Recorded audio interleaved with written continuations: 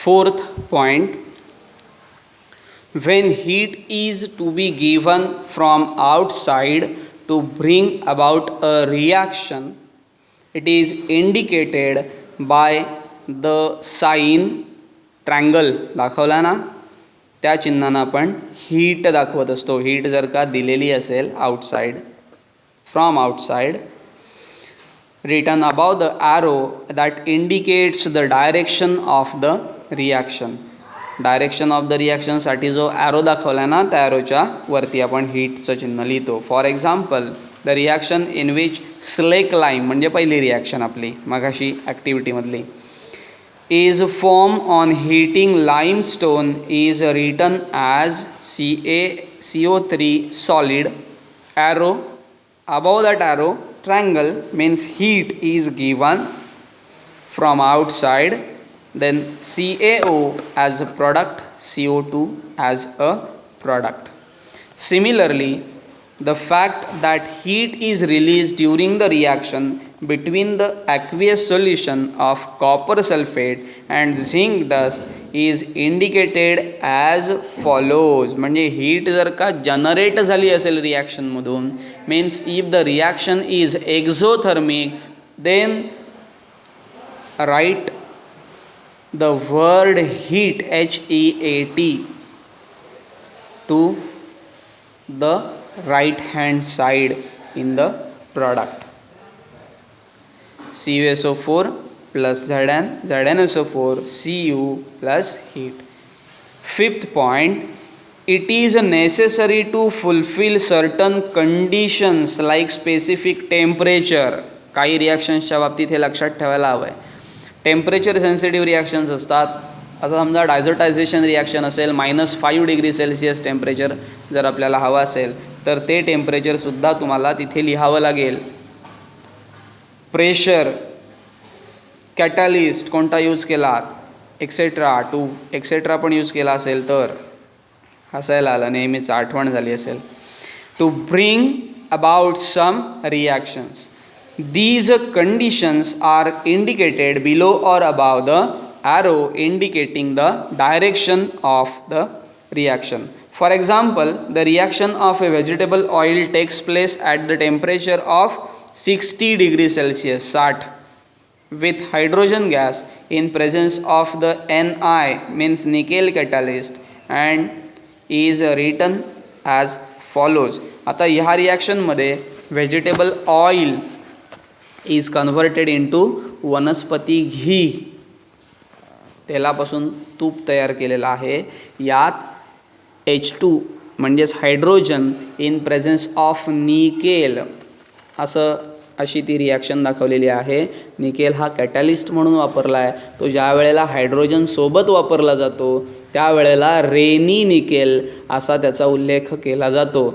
आता page number 33 बघा, 33, त्या पेजवरती अगदी वरती टोकात रिॲक्शन आहे बघा. व्हेजिटेबल ऑइल प्लस H2, ॲरोच्या वरती टेम्परेचर दिलं आहे. किती, उगाच तापवत बसायचं नाही, 60 डिग्री सेल्सिअस हे कॉन्स्टंट टेम्परेचर राहिलं पाहिजे. आणि त्याच्या खाली कोणता कॅटॅलिस्ट वापरला त्याचं नाव लिहिलेलं आहे Ni catalyst means nickel catalyst. तयार झालेलं आहे वनस्पती घी, तूप तयार झालं. देन 6th,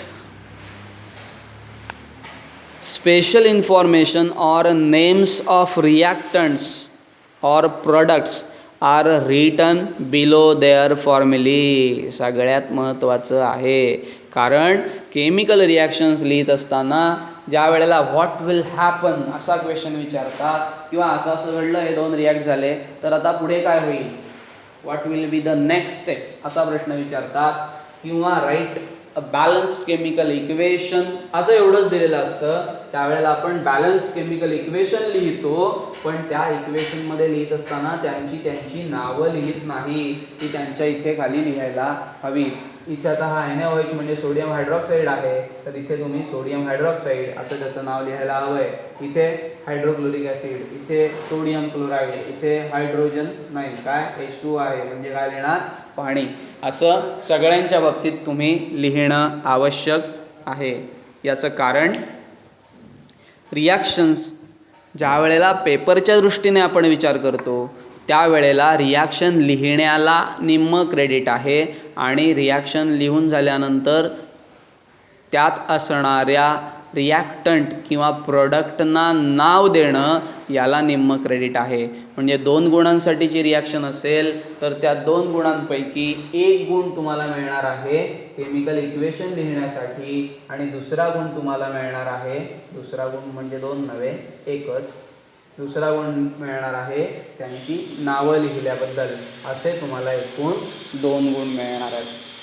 त्यामुळे परीक्षेच्या दृष्टीने हा मुद्दा महत्त्वाचा आहे. काय?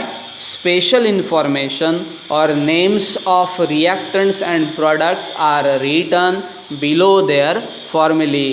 For example, copper on reaction with concentrated nitric acid gives a reddish colored poisonous nitrogen dioxide gas.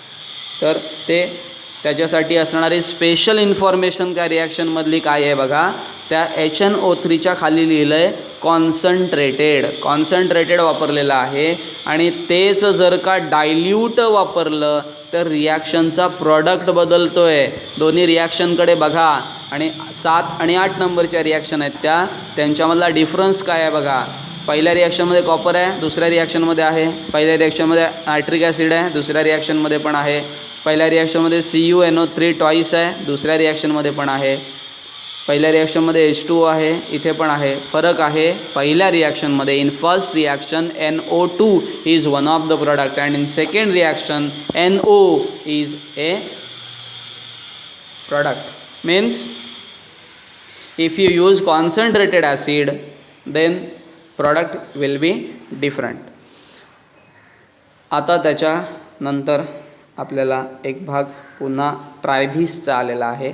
Apparatus, chemicals वगैरे दिलेली आहेत तुम्हाला आणि प्रोसिजर पण सांगितलेली आहे. ती प्रोसिजर त्यात काय ॲड केलं वगैरे वगैरे सगळं तुम्हाला बघायला मिळेल. प्रोसिजर वाचतोय मी थोडक्यात आणि समजावून देतो रिॲक्शन नेमकीच काय आहे. Take sodium chloride solution in a conical flask. सोपं आहे. सोडियम क्लोराईड म्हणजे साधं मीठ, त्याचं सोल्युशन म्हणजेच पाण्यात विरघळवून ते कोनिकल फ्लास्कमध्ये घ्या. And silver nitrate solution in a test tube. आणि सिल्वर नायट्रेट सोल्युशन काय करा, टेस्ट ट्यूबमध्ये घ्या. Tie a thread to the test tube and insert it carefully into the conical flask. आता ही टेस्ट ट्यूब कोनिकल फ्लास्कमध्ये तुम्हाला ठेवायची आहे आतमध्ये. तर टेस्ट ट्यूब छोटी असणार आहे, वरून अशीच टाकू नका, आतमध्ये फुटेल ती. जर का आधीच कुठेतरी तापवून ब्रेक व्हायची वेळ आलेली असेल तर वरून सोडल्यानंतर ती ब्रेक होईल. त्यामुळे वरून ती अलगद आतमध्ये सोडायचे. त्यातलं सोल्युशन तुम्हाला आधी बाहेर पडणार नाही याची काळजी घ्यायची. म्हणून आपल्याला ते दोरीने बांधून त्या टेस्ट ट्यूबचं वरचा भाग, मग ती टेस्ट ट्यूब आपल्याला कोनिकल फ्लास्कमध्ये सोडायची आहे. पुढे carefully into the conical flask. Make the conical flask air tight by fitting a rubber cork. वरून एक रबर कॉर्क बसवा, एअर टाईट करा म्हणजे बाहेरचं कोणतंही मटेरियल कोनिकल फ्लास्कमध्ये जाणार नाही आणि कोनिकल फ्लास्कमधलं कोणतंही मटेरियल बाहेर येणार नाही याची काळजी घ्या. वे the conical flask with the help of balance. चला बॅलन्सवरती ठेवूयात. ठेवलात? सांगा किती ग्रॅम झालं आहे बघा की, दिसलं का किती? 300.23 ग्रॅम. 2-3 ग्रॅम म्हणजे 300.23 ग्रॅम्स. ओके. आता पुढे काय सांगितलं आहे, नाव टिल्ट द कोनिकल फ्लास्क. थोडासा कोनिकल फ्लास्क असा तिरपा धरा आणि सगळं त्या टेस्ट ट्यूबमधलं सोल्युशन आपण ज्या आतमध्ये घेतलेलं आहे सोडियम क्लोराईड त्यात पडेल अशा पद्धतीनं तो कोनिकल फ्लास्क तिरका करा. Mix the solution present in the test tube with the solution in the conical flask. Weigh the conical flask. आता त्यांच्यामध्ये काहीतरी रिॲक्शन होईल. ती रिॲक्शन झाल्यानंतर पुन्हा कोनिकल फ्लास्क वे करा, वजन करा त्याचं. बघा किती झालं आहे, तेवढंच आहे. बरोबर आहे. केलं नसेल वजन तर समोर दिसतंय ते तरी सांगा. इकडे आहे तेवढंच उजव्या बाजूला पण बघायला मिळतंय. So which changes did you find? Colour change झाला, व्हाईट कलर प्रेसिपिटेट मिळाला आपल्याला AgClचा. अजून काय चेंज झाला? वेटमध्ये काही चेंज आहे का? Did any insoluble substance form? Insoluble substance तयार झाला का? Yes, AgCl. Was there any change in the weight? वेटमध्ये चेंज आहे का? No. A word equation is written for the above activity as shown below. Word equation लिहिलं आहे silver nitrate plus sodium chloride, silver chloride plus sodium nitrate. आता ही reaction chemical इक्वेशनमध्ये त्याच्याच खाली लिहिली आहे. तुम्ही तुमच्या वहीमध्ये ह्या दोन्ही रिॲक्शन्स लिहून घ्या. डू यू नो मध्ये काय सांगितलं आहे बघा. Silver nitrate is used in the voters ink. Voters ink असते ना, मतदान करून आल्यानंतर लावतात शाई, त्या शाईमध्ये सिल्वर नायट्रेट असतं, त्यामुळे तो डाग लवकर जात नाही. याच्यावरून त्यांना काहीतरी सांगायचं आहे. प्रयोगशाळेतसुद्धा तुम्ही सिल्वर नायट्रेट यूज करत असता, ते हातावर सांडणार नाही याची काळजी घ्या, कारण त्याचे डाग लवकर जात नाहीत. फाइंड आउटमध्ये तुम्हालाच प्रश्न विचारला आहे. What are the other uses of silver nitrate in everyday life? बऱ्याचदा आपल्याला प्रश्न पडतो एव्हरीडे लाईफ म्हणजे असं वाटतं की मी माझ्या आयुष्यात असा त्याचा अर्थ घेऊ नका. एव्हरीडे लाईफ म्हणजे तुम्ही ज्या नित्याच्या वस्तू वापरत असता त्या बनवत असताना जरी त्याचा यूज झालेला असेल तरीही तुम्ही लिहू शकता. बॅलन्सिंग अ केमिकल इक्वेशन असा नेक्स्ट पार्ट आपल्याला आता बघायचा आहे. कंप्लीट द टेबल वगैरे बराच काय काय भाग दिला आहे. आपण एवढं सगळं काय बघत बसणार नाही. मी जस्ट तुम्हाला एक रिॲक्शन बॅलन्स कशी करायची, कशा स्टेप्स आहेत त्या फळ्यावरती दाखवणार आहे. समजून घ्या. एक केमिकल रिॲक्शन लिहिलेली आहे. ही बॅलन्स केमिकल इक्वेशन नाही आहे. चेक करूया. इथे 2Al दिसत आहे, इथे Al एकच आहे, म्हणजे ही बॅलन्स्ड केमिकल रिॲक्शन नाही. आपल्याला बॅलन्स करायचे. हा टोटली प्रॅक्टिसचा पार्ट आहे. जेवढी तुम्ही जास्त प्रॅक्टिस कराल तेवढे तुम्हाला इक्वेशन्स बॅलन्स करणं सोपं जाईल. आता हे करत असताना आधी काय करायचं त्यांनी स्टेप वाईज सांगितलं आहे बघा. Write the chemical equation from the given word equation. जर वर्डमध्ये असेल सांगितलेलं तर केमिकलमध्ये ते करून घ्या, म्हणजेच मॉलिक्युलर फॉर्म्युला यूज करून. Check whether the equation is balanced or not by comparing the number of atoms of the various elements present on the two sides of the equation. त्यासाठी आपण आता काय करूयात, एक चार्ट तयार करतो. तो चार्ट सगळ्यांनी बघा. फर्स्ट असेल त्याच्यामध्ये एलिमेंट, त्यानंतर रिॲक्टंट, प्रॉडक्ट. एलिमेंट इकडे ठेवलं तर दिसणार नाही, इथेच लिहितो. Element, reactant, product, number of atoms.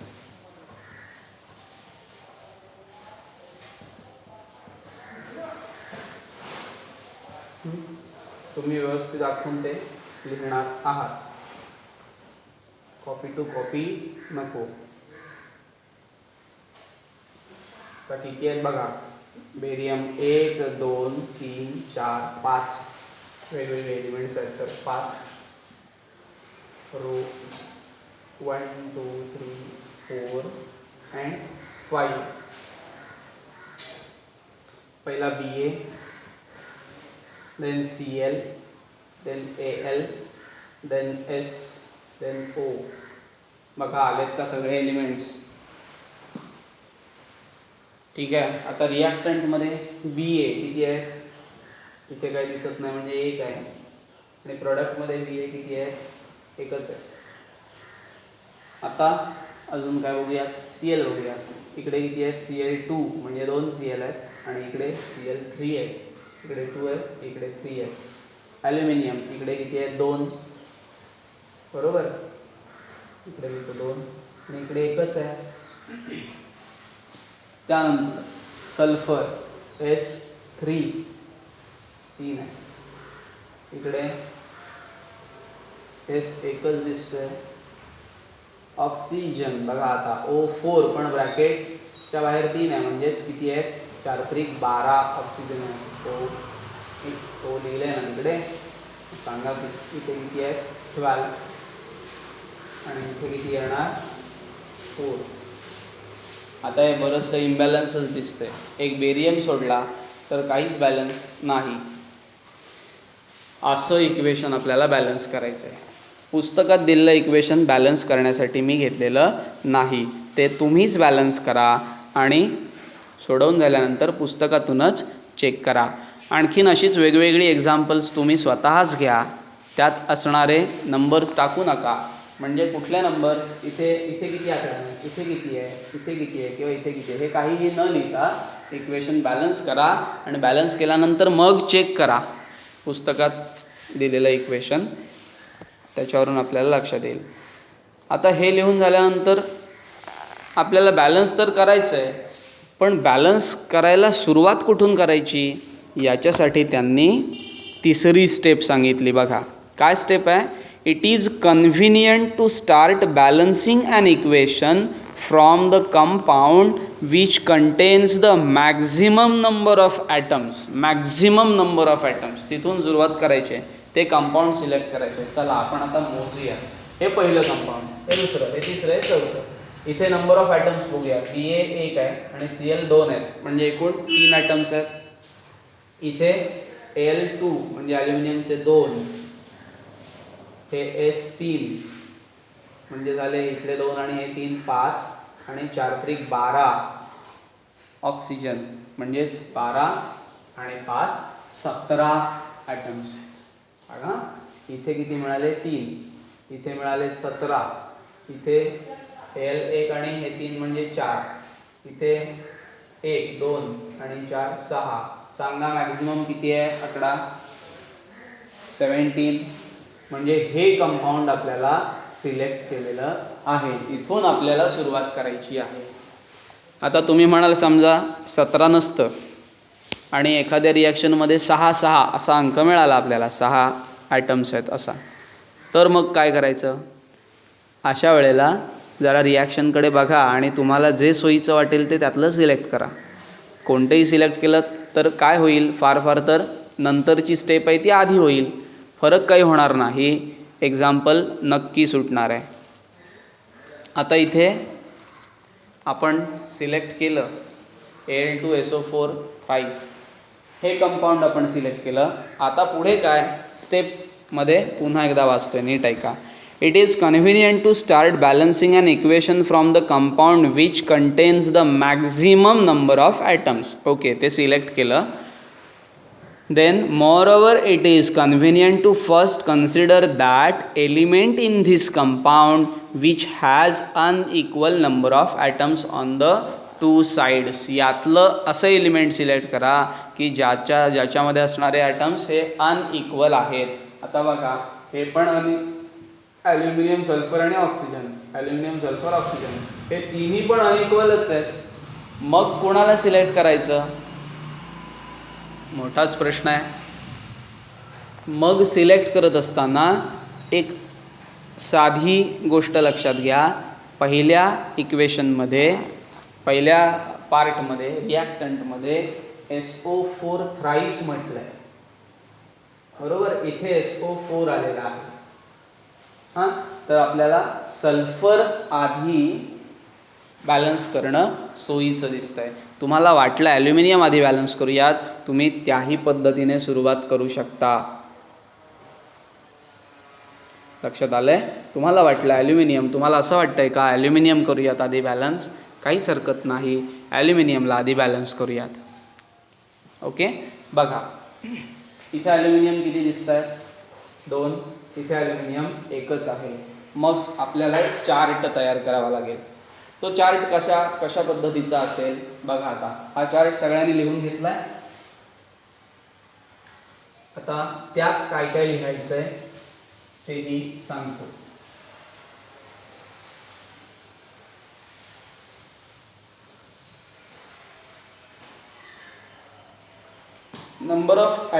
Number of L atoms, कारण ॲल्युमिनियम कन्सिडर केलं आहे म्हणून एल ॲटम्स. कुठे कुठे LHS आणि RHS. इथे LHS इकडे RHS असं लिहिलं तरी चालेल, किंवा in the reactant Al2SO4 thrice, आणि इकडे इन द प्रॉडक्ट AlCl3 असं घेतलं तरीही चालणार. त्यानंतर इनिशियली इथे लिहायचं इनिशियली, आणि इकडे टू बॅलन्स. इनिशियली किती आहे आणि बॅलन्स करण्यासाठी किती लागणार आहे. तर इनिशियली बघूयात आपण. इनिशियली इथे 2 आहे आणि इकडे एकच आहे. आता काय सोपं वाटतंय बघा, एकाला 2 करणं सोपं आहे, 2 ने गुणलं की 2ला 2 ने भागून 1 करायचं आहे. इथे भागाकार नाही, हे लक्षात ठेवा. यात पूर्ण रिॲक्शन बॅलन्स होत असताना कुठेही भागाकार करायचा नाही, गुणाकार करूनच आपल्याला रिॲक्शनमधले असणारे आयटम्स बॅलन्स करायचे. म्हणजे ह्या 2ला कितीने तरी गुणून 1 करता येणार नाही, पण ह्या 1ला 2 ने गुणून 2 मिळवता येतील. झाले का इक्वल? बघा होतील ना इक्वल. म्हणजे 1ला 2 ने गुणून आपल्याला equal number of aluminum atoms can be obtained by multiplying 2. बरोबर, हे कळलं आता.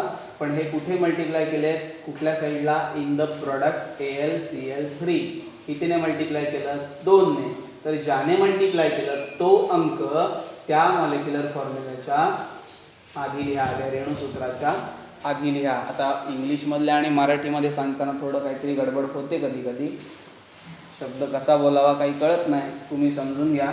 AlCl3 च्या आधी इथे ज्याने गुणलेला आहे तो अंक लिहायचा आणि पुन्हा वरची रिॲक्शन खाली लिहून घ्यायची आहे.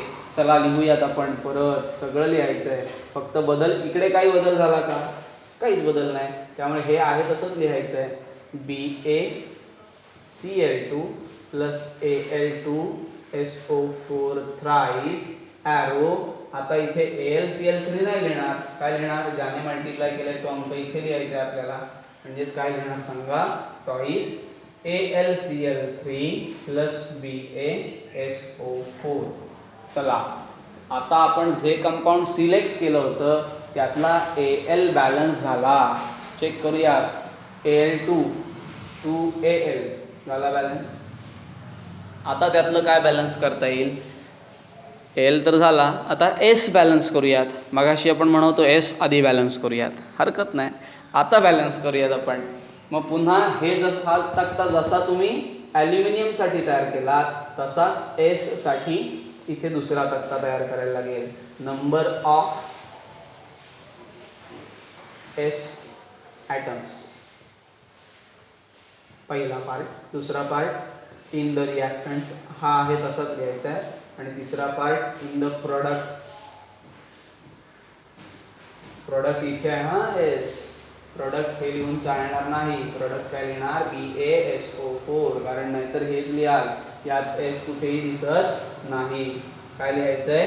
BaSO4 नुसतं लिहायचं नाही, वरती हे लिहायचं इन द प्रोडक्ट BaSO4. मी लिहिण्यातला वेळ कमी करतोय, तुमच्याकडे वेळ भरपूर आहे, तुम्ही लिहा. कारण एवढा व्हिडिओ मोठा आणखीन केला तर तो डाउनलोड व्हायला तेवढाच वेळ लागेल. आता इथे हेच लिहायचं इनिशियली आणि नंतर टू बॅलन्स. आता बघूयात इनिशियली किती आहे. सल्फर इथे S पण ब्रॅकेटच्या बाहेर 3 आहे, म्हणजे इनिशियली 3 आहे. BaSO4 मध्ये इनिशियली किती आहे, इथे दिसतोय हा एकच आहे, बरोबर, इनिशियली एकच आहे. आता जसं इथे केलं तसंच मला सांगा इथे काय होईल, एकला कितीने तरी गुणून 3 करता येतील का, इक्वल व्हायला हवेत ना, इथे जसं मी सांगितलं तसं. मग तसं इथे, किंवा 3ला कितीने तरी गुणून 1 करता येईल का, विचार करा, सांगा मला काय सोपं आहे. हे सोपं आहे.